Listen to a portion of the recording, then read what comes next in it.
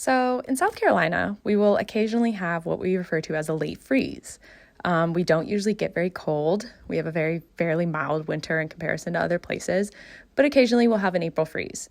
This was a severe freeze. It not only froze, but it rained. It didn't snow, but it sleeted pretty good. And as you can see, we had some difficulties. So basically, I knew that it was going to storm, and I don't think the predictions were as dire as it ended up being. So when I walked out Saturday morning, Henry was standing by the gate, shivering, soaked to the bone, and looked absolutely miserable. A lot of this is going to be my fault because I had taken out our shelter because of the wind.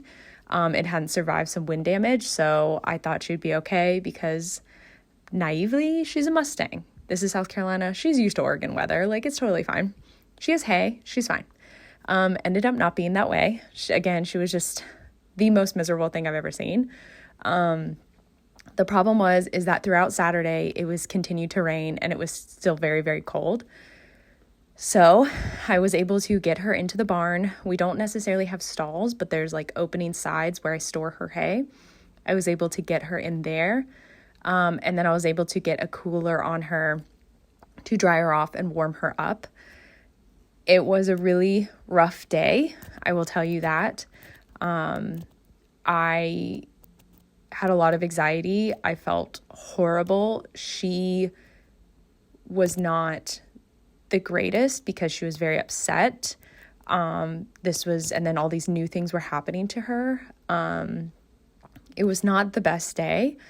Thankfully, it ended up being okay. And I think this is also kind of one thing that I do want to mention that I find, especially with positive reinforcement, is kind of, I think Mustang Maddie said it's a bank account.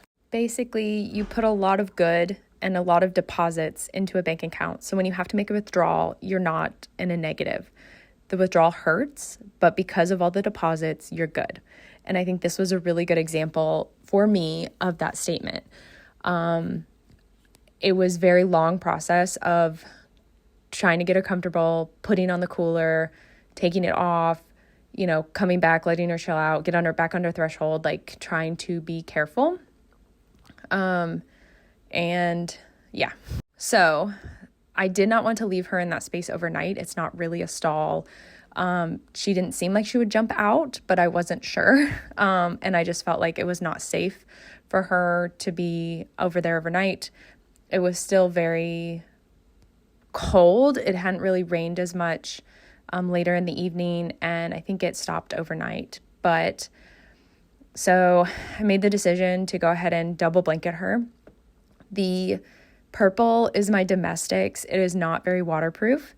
The pink is waterproof, but it's short. It is my sister's Percheron's baby blanket. So I went ahead and just put both of those on and put her back overnight. And as you can see, she's okay. We called her a pony burrito. She did okay. I'm really proud of her for being okay. Because again, she looked absolutely miserable, and it was very devastating because I just felt like I failed her. And then I'm also thinking not only is this just emotionally a lot and physically, it can be damaging. I don't know. And then she's possibly pregnant. How bad is that in the long run? And it was just my assumptions made about her as a stereotype and not an individual. She does not do well in wet weather. I don't know why. So this is, again, April of 2023. I am recording this voiceover in May of 2024. We've had a winter together. She's okay in the cold. The cold is not the problem. It's the wet that she just cannot function with. There's points where in March where it would be about 60 degrees and raining, and she needed a blanket. I don't know if it's just who she is, if it's just something she's not used to in Oregon, or if like her coat blows really early and she doesn't have that, but she is incredibly fragile when it comes to wet weather. And this was the first instance of me going, oh, that's crazy, but I just thought this was a one-time off. But throughout the winter, in the spring, I just adjusted to her needs. And that's all you can do, is just understand what's happening and do your best. And yeah. So anyway, sorry I talked over that entire like situation, but you can see she was very nice about the whole thing. It was a lot of a lot of small steps, safety steps.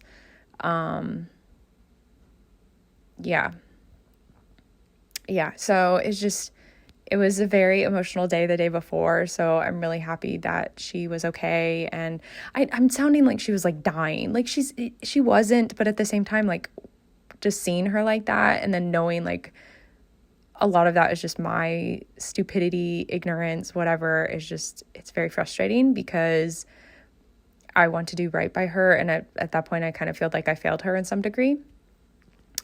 So my domestic, I give her what is a shoulder guard. We call it her bra, just to make sure that it doesn't rub on her shoulders or anything like that. And because I felt really crummy about the day before and the blanketing and having to kind of just like speed run domestic life on her, I decided to go ahead and try out the shoulder guard on her. Just because then I could be a little more prepared for the next time. It's also just something to kind of do a training session on without having lack of safety with blanketing. Like, I just feel like blankets are not dangerous, but like you can easily get caught up in them. You know what I mean? So it's just, I don't use a lot of leg straps because I'm a little nervous. And she's a little nervous about it at this point, and I didn't want any accidents, so I felt like the shoulder guard was pretty safe and still like a good little training session in regards to this. So that's what the rest of this video is going to be, is the training session, which again, I did that a little too fast, I feel. Like really too fast. I think I was thinking it was just like the fly mask, so she should be good with it, and she should, like, in a way. And at this point, she is totally fine with anything around her like this. Later when I do saddle pads, she's fine. Blanketing, she's pretty good about it. She doesn't necessarily like me throwing it over her back. Like, my domestic will just stand there and like let me do whatever, but Henry's a little bit more cautious, which is fair. It's kind of scary. She's not used to it, and I shouldn't rush so much. But yeah, so this is just a very long-winded video about that. I did not film me putting on the blanket, or the cooler or any of the other stuff because I felt really crummy. I took like 1 or 2 pictures, I think, that I posted on Instagram, but overall I didn't film it because I was just, oh my God, I just remember like being so anxious, like, and just felt just sick to my stomach. Like, it was rough because you just don't want to upset them, right? Like, you want to do what you can, but like in this situation, like, oh my God, like I've messed up so much because like she's miserable. She does, like, later when she doesn't feel well, there's like 2 colic incidences like later. I don't have any like on film or anything, and it's much later. It's like in the fall. When she does not feel well, I don't want to say gets more feral because that's not really what happens, but there's a distinctness that you can tell when she doesn't feel good because she acts very differently and not just like, oh, my stomach hurts. It's like, I don't know. She actually cares about the other horses a lot more. Like, she gets very nervous when she's away from them, and she starts like calling to them when I separate them to care for her. So that was really interesting to experience. And again, it's just one of those things of individual kind of reaction. And it's, again, she doesn't like turn more feral, but I can see where it's just a more of an instinct when she doesn't feel good. But anyway, the rest of this is just the shoulder guard, and then I'm going to remove it as well. But I learned a bit about ourselves, and while this whole video is just me beating myself up about the situation, again, I'm very proud of her, and it just showcases to me what that bank account metaphor really means. At this point, I'm really messing with the strap underneath her to make sure it's like a mini girth, right? So I want to make sure like she's cool with it. It gaps really bad in the front, so I end up knotting it. I have to do that with my domestics too.